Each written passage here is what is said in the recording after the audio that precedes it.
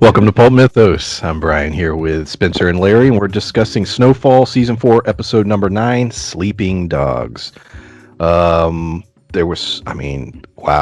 This was essentially what a season finale should be. It's not. We get one more episode next week, and we'll talk about where we think that's going, but there were three major deaths in this episode. Full spoilers ahead, as normal. And we're going to focus on all three of those in this review and discussion. So let's start with the first one, that being Man Boy.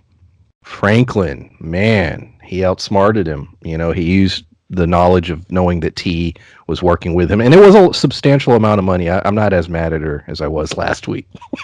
It was going to be $100,000 and protecting her brother who is in prison. So, she plays ball with Franklin's crew, and they get Man. I love how Franklin outsmarted him because he knew that Man Boy wasn't going to buy the whole meeting on the bridge thing for the plug.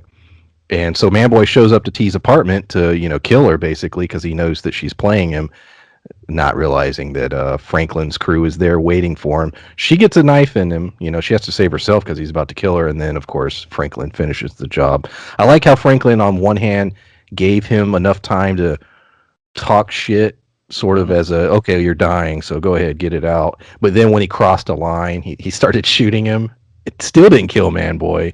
And then as he's, calling Franklin a bitch, basically, Franklin puts him down.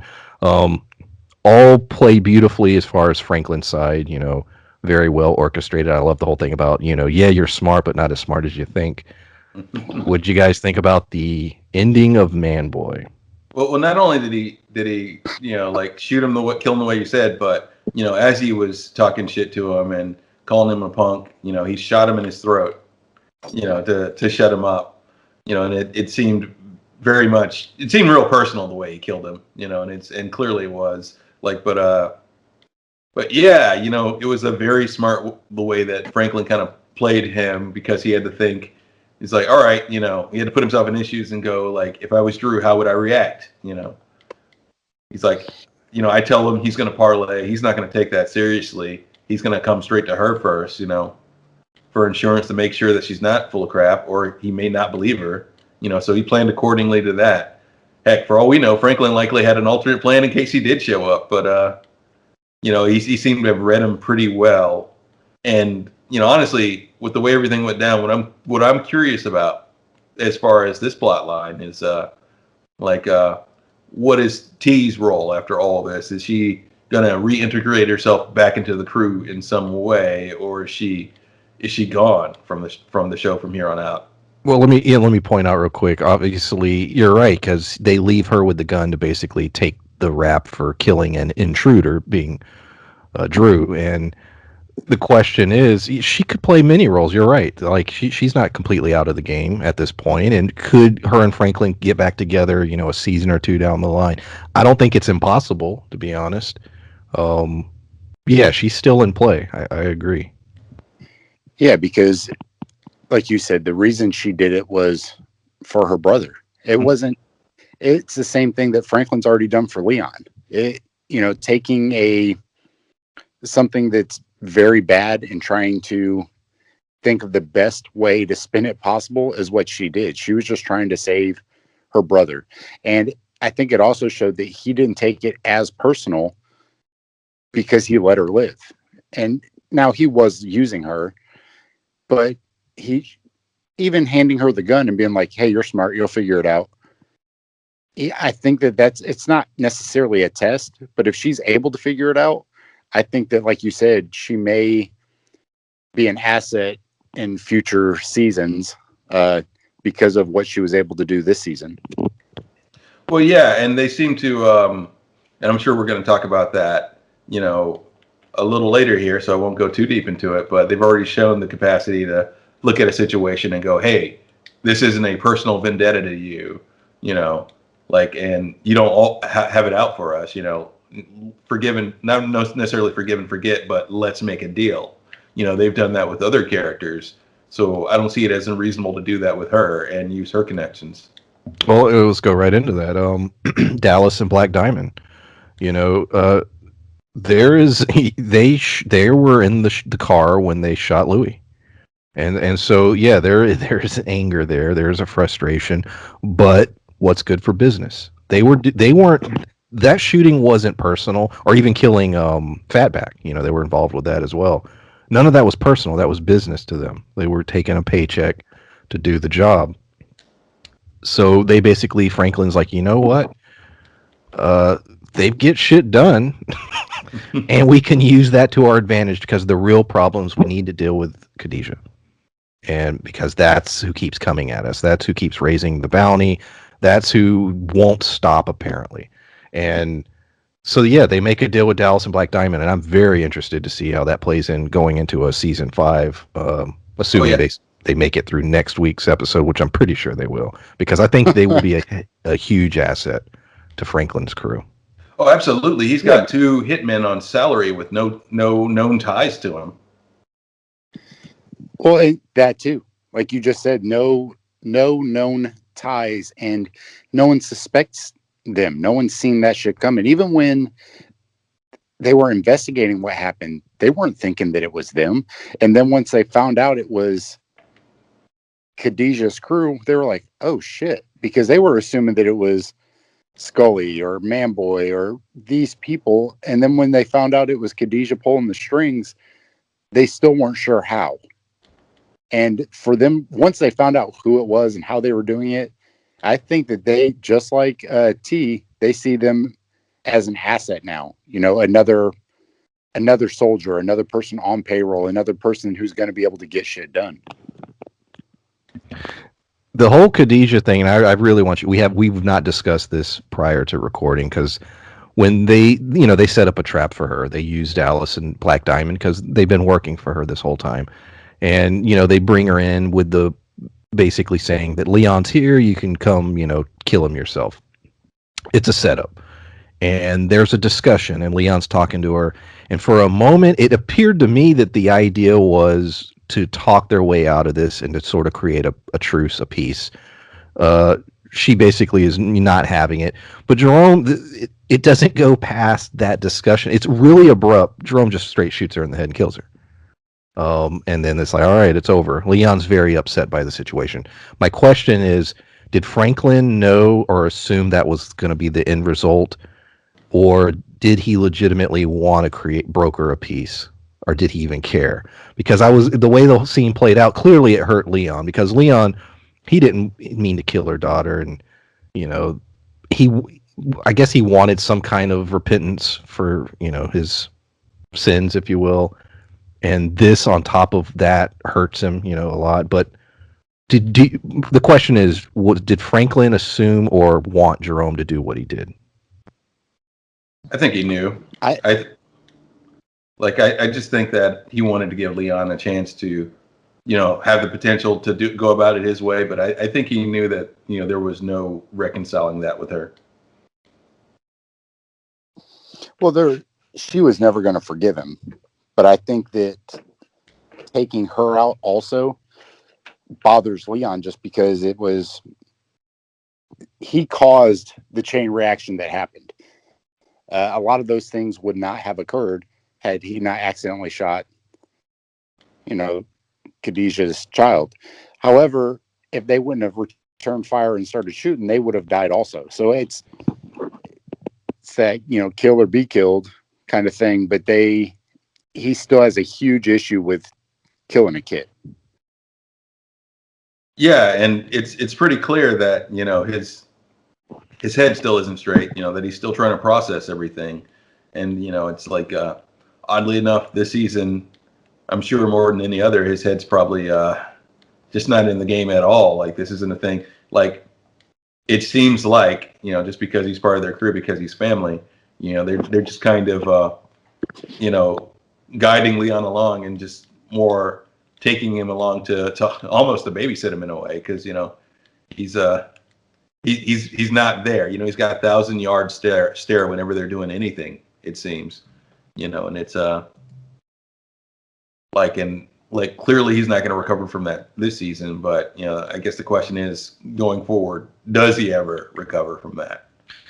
I want to heap some major praise on this show, which we've been doing throughout the course of these reviews. But there's a particular scene in this show that is so brilliant, mostly because it's a scene that had to exist, and the writers knew that, and so they put it in there. We watch Spencer and I watch Big Sky. And it's a crazy, wacky show, but the writing doesn't make sense. And there's a lot of shows on television where the writing falls apart. It doesn't make sense. The writers clearly don't give a shit, or they're rushed, or whatever. What we kept questioning: how the hell is Franklin going to stop Jerome from getting revenge, going to kill Manboy? Because that was one of my biggest questions. It's like, how is it going to factor in? Because he's going rogue. Franklin's trying to map this out and plan it. How is he going to do it? And so the show, the writers were smart enough to know that has to be addressed. You can't just gloss over it and say, well, he changed his mind. So we had an amazing scene in which Franklin confronts him, and basically a fist fight ensues. Jerome's getting that anger out. Franklin's using it to basically tell him, look, dude, when they ask me why you're dead, I'll say I did everything I could to stop it. It's a beautiful scene, not only for the character moments in it, and like you said, and the scene where Leon is sitting there, you're right, Larry, he has that 1,000-yard stare. He's out of it. He's handed a gun. I assume he'll go along with it at that point. But the way in which all the characters interact, the way in which this shows the relationship between Jerome and Franklin, and the fact that they showrunners knew they had to address this. Good job, show. And what do you guys think about it? Like I said, you watch certain shows and a scene will happen. And you're like, this makes no sense.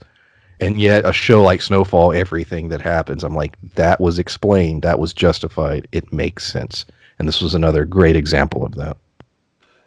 Yeah, because it's always just a matter of time before they explain it. Then nothing's like left in question. Nothing's ever not answered. And to me, it's great because we've even talked about Franklin before. We didn't know how he was going to handle it, but we knew he would. So to see it happen like that, I just love the fact that we talk about how good the writing is, and we praise it because it is good. Unlike, and I think that Big Sky is supposed to be a little hokey, or at least I hope so. But this is just a brilliantly written show, and for it to be on FX and not one of the premium paid channels is even a bigger nod to who they got to run it. Yeah, I got some opinions on this too. I'm sorry if anybody heard that, but yeah, I just had a freak occurrence here. I had a train, a fire truck, and an ice cream truck driving by at the same time. So no, I didn't hear it. I think you had muted. I think you covered it in time. Yeah. I was like, what is going on out there? He's like, every type of noisy vehicle you could possibly have go through your neighborhood. It's going through mine all at once. Like, but yeah, you know, like you said, that scene with Jerome, I was wondering how that gets stopped, or whether that stopped, or that was the end of the drum. And I really wasn't seeing a way when they executed it. I was like, that is the only way that could happen. That was roughly one of the only ways that Franklin could get Jerome to think about the consequences of what he's doing, you know. And you can see it in his face after he's done hitting Franklin, because he is mad at Franklin about a lot of this, what's going on too, and everything. And then Franklin tells him what he tells him, he's like, I'll tell him I did everything I could to stop you, you know. And then Jerome thinks about Louie and what her life's going to be like after he's gone, and everything, and his family, and, you know, what he's just done, you know. And yeah, it's very good writing. Like you all have mentioned, there's rarely a point where I think in one episode, like, well, how are they going to figure this one out? And they don't address it in the next, you know. So like, there's a good flow to everything, and everything ties to each other, to, you know, one scene ties to the next just very cleanly. Yeah, it's completely thought through. You know, everything makes sense. And that was one of the, because I brought it up several times in last week's review. I was like, how the hell are they going to deal with the Jerome? Because it wouldn't, to me, I was like, okay, Franklin figured out T was a traitor. He's going to devise a plan, clearly, but Jerome's a wild card right here. And I had no idea how he was going to do it. And, you know, they answered it. So. Yeah, they didn't pull a Game of Thrones and just go, well, Jerome just gives up on that.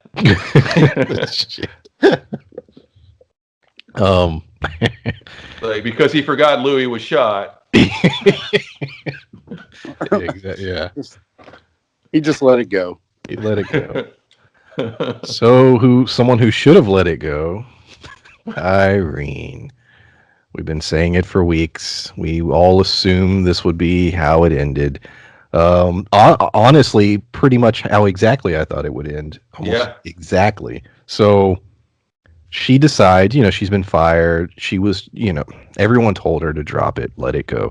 And like I said, the messed up part is she's not wrong. That's sort of that is the tragedy of it. She's not the villain in this. She really isn't. She's trying to expose truth and horrible things that are being done by the government. But she also puts herself in really bad situations several times. She should have went more into hiding. She made a lot of dumb mistakes, and we'll go into that here. But basically, she decides she's going to go on some radio show, some like underground radio thing, and basically expose the government. And she gets on there, and instead of going ahead and exposing them, she threatens them and says, next time I come on, I'm going to reveal the truth, giving people Yeah. time to deal with her. That was our first massive mistake. So she then, Teddy comes back and basically is told, look, we're burying you, you're out, etc. I love the little exchange with him and Gustavo. You want to talk about that real quick, and we'll go back to Irene. Basically, just telling it because Gustavo apparently is going to stay, and he's just like, look, have a escape plan, trust no one. And I just love the exchange, and he's just like, yeah, that's basically how I live my life.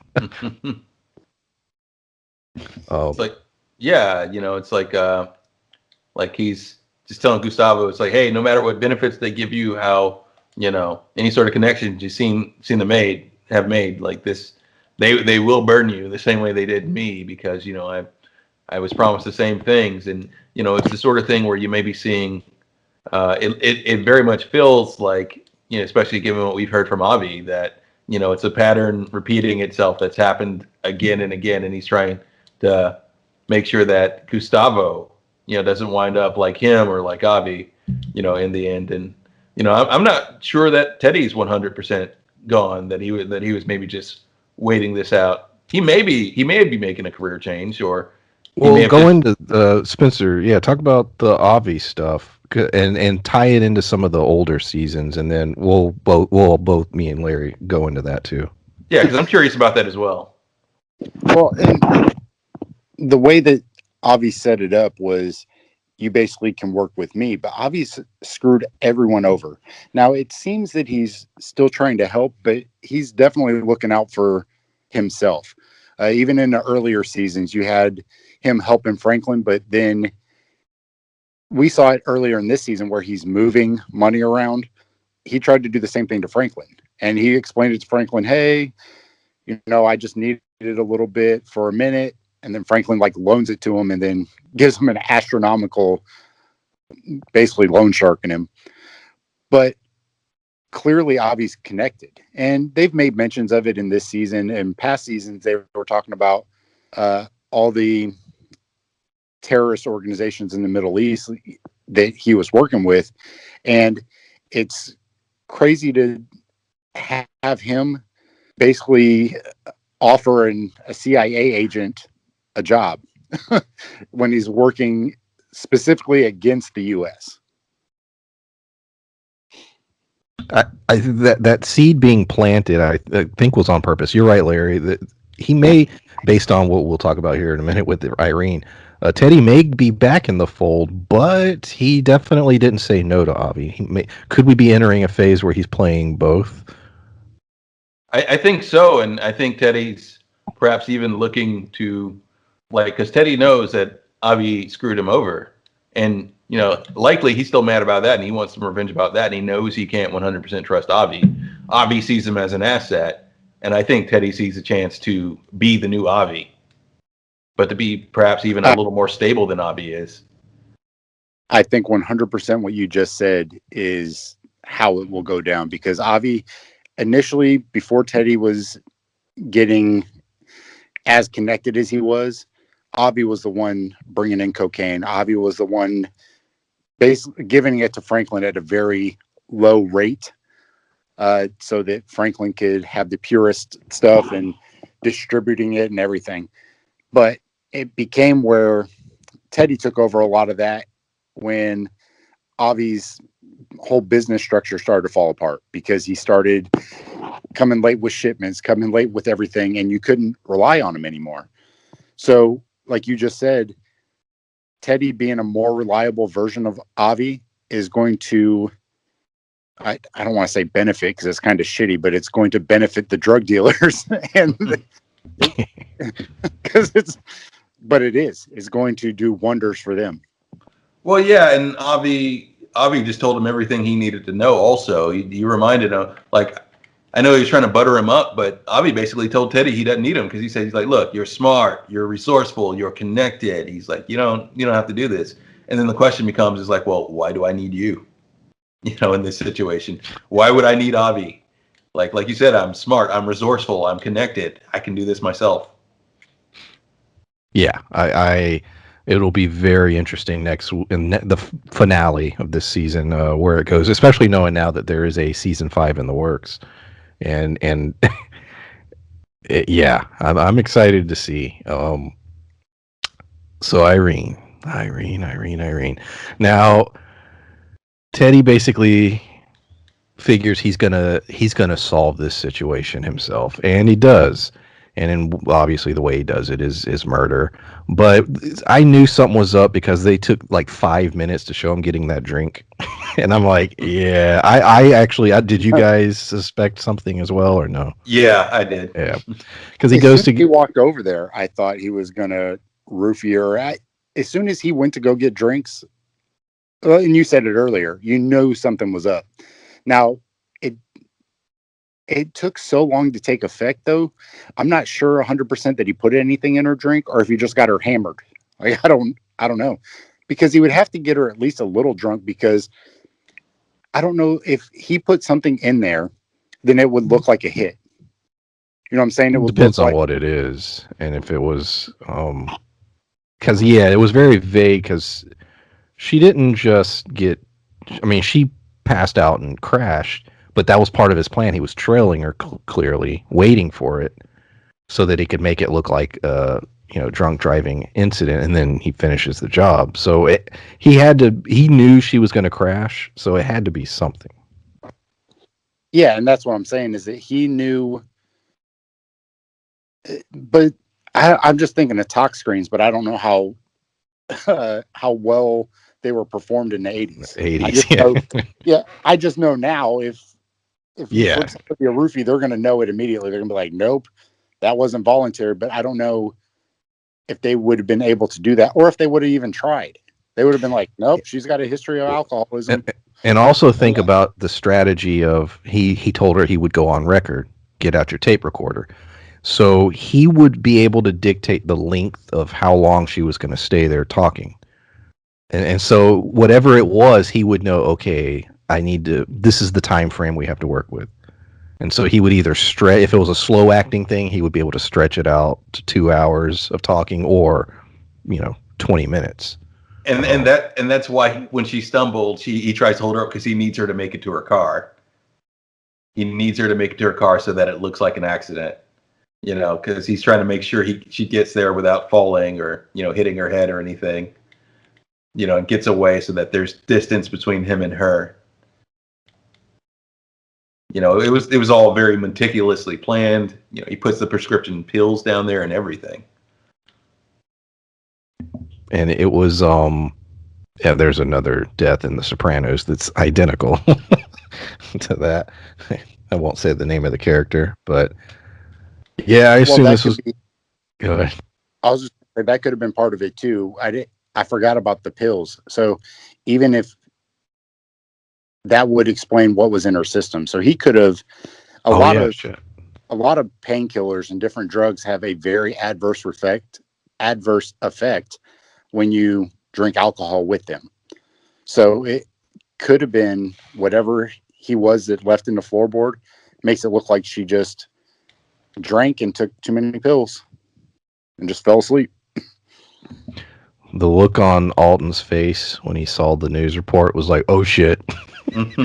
Now, let's go into the consequence. So, okay, Irene's out of the picture. That's okay. That's done.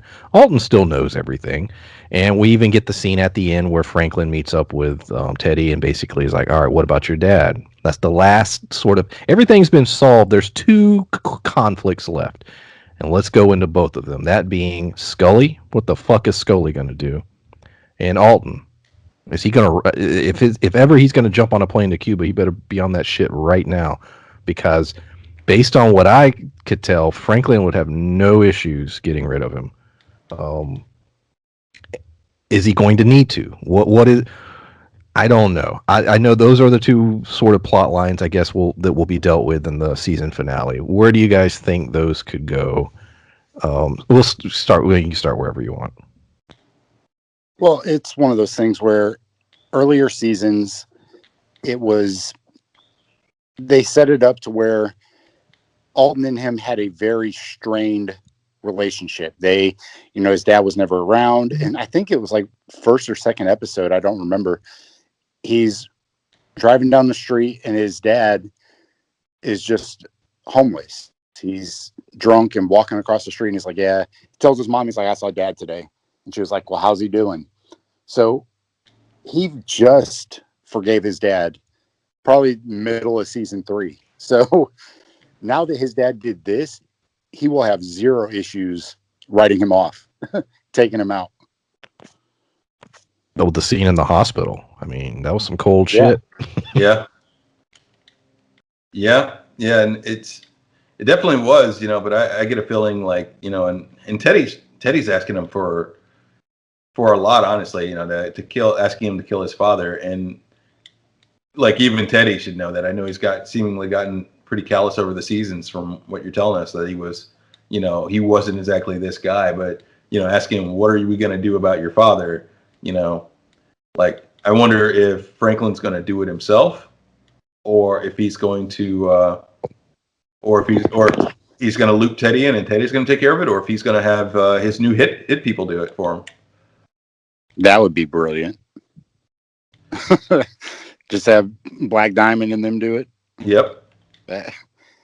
That to me would just be the, I guess, best way to do it, because then one, it's not tied to him, and two, he wouldn't have to deal with the guilt of doing it himself. But Franklin's proved that he's throughout these seasons has gotten a lot more calculating and a lot more brave. Like, earlier seasons, in season 1, Leon killed somebody for him because Franklin couldn't do it. And as it's gone on, it's almost like a role reversal where Leon's having so much trouble now because he killed Khadijah's kid. Now Franklin's the one stepping up and taking care of things. Yeah, you're right. And then there's the fact that, it's like, it goes back to that speech Franklin gave before, when everything hit the fan, and, we realized what all the troubles that they were going to have were going to be in this, what they were going to be in this season, and they were all yelling at Franklin, and Franklin's like, when it comes down to it, he's like, I'm going to take the hit. I'm going to take the bullet. I'm going to take this. I'm going to do this. I'm going to do that. He's like I always do, and he's shown that. We had a reflection of that when I'm trying to remember his uncle, when he's letting Jerome hit him and everything, and he's taking those hits. Yeah, and I think that also, was representative of the fact that when it comes to his father, he may deal with that personally as well. So now let's talk about Scully. That's the other wild card. Scully, I can't peg him because he's, the religious thing sort of makes it a little more complicated, because you're never sure if he's in a vengeful, mentality where he's wanting to crucify somebody, or if he's in a forgiving, let's break bread and be peaceful mindset. Now, clearly, I would assume the first one, because now Khadijah's dead. We get the scene of him at the hospital seeing the body. But in the last several episodes, he's sort of backed away from a lot of the crazy shit. So I don't know where his head is. Is he coming at them, for vengeance? And where does that end? Is Franklin going to lose someone in his crew in the season finale? Is there going to be a price paid? What do you guys think? I think so. but it's hard to call because Scully feels as though he's being punished. Like he Yeah. feels God is punishing him. Exactly. That's why I was So, saying, yeah, the religious thing makes it complicated. and that's the hard part. That's hard to call whether or not he's going to do something. But I think regardless of whether he does it or not, I think somebody from Franklin's crew, although Fatback already died, so I don't know. But I think that maybe one of them won't make it out the end of this season. And I only think that because although he does keep winning, it's at a cost. And this season, it hasn't been as much of a cost. I mean, Lou got shot, but she's going to make it out. But it hasn't really been at a cost of anything to him. Franklin won way too much this episode. That's what I'm saying. Yeah, you're 100% right. This episode, he won every battle, and it's like, uh-oh.